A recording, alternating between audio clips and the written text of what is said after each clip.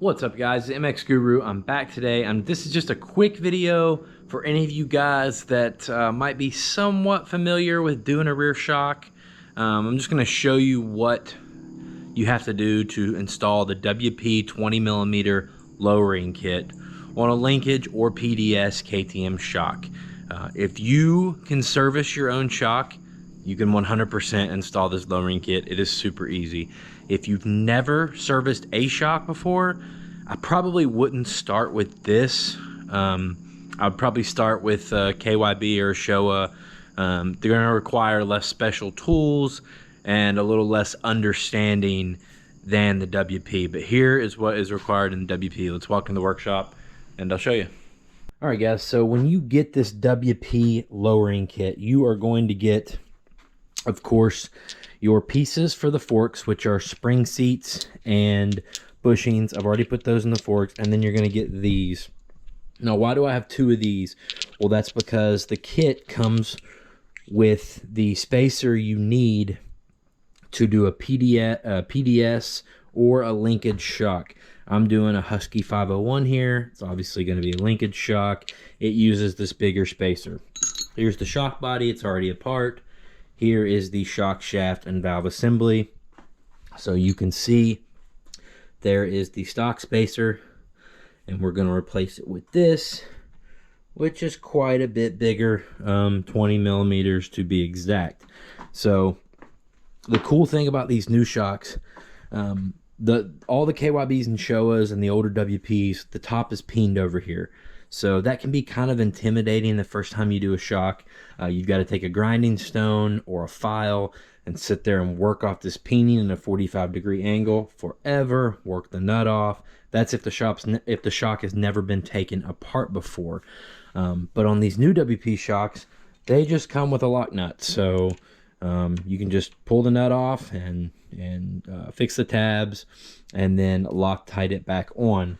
So what we will be doing, what I like to do, is just take a zip tie, pull off the valving, keep it all in the zip tie so you can't get a shim or anything out of space, replace that spacer, and we're done.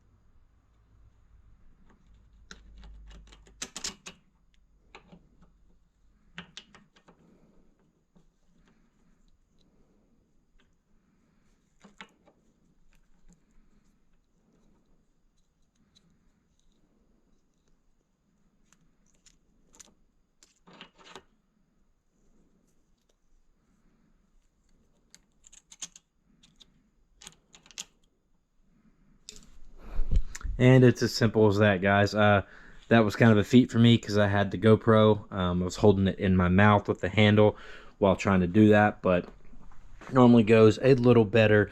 If you have never done that before, you may want to kind of do that more one at a time. Do your spacer, then do your entire shim stack, then do the piston, then do the shim stack, you know, like that.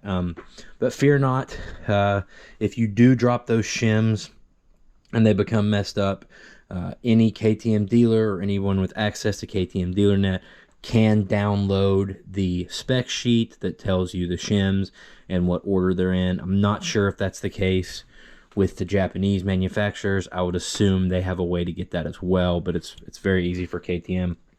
So yeah, guys, and the rest is just putting the shock jack together. I'm going to go ahead and put this nut on, Loctite it, all that stuff, and then get ready to reassemble the shock. And then it's just like any modern WP shock reassembly. And there's tons of videos on that. I've got several. Other guys have much better ones than me. But yeah, so if you can service a shock, you can easily install the 20mm WP lowering kit. All right, guys, thanks for watching, and I'll see you all in the next one.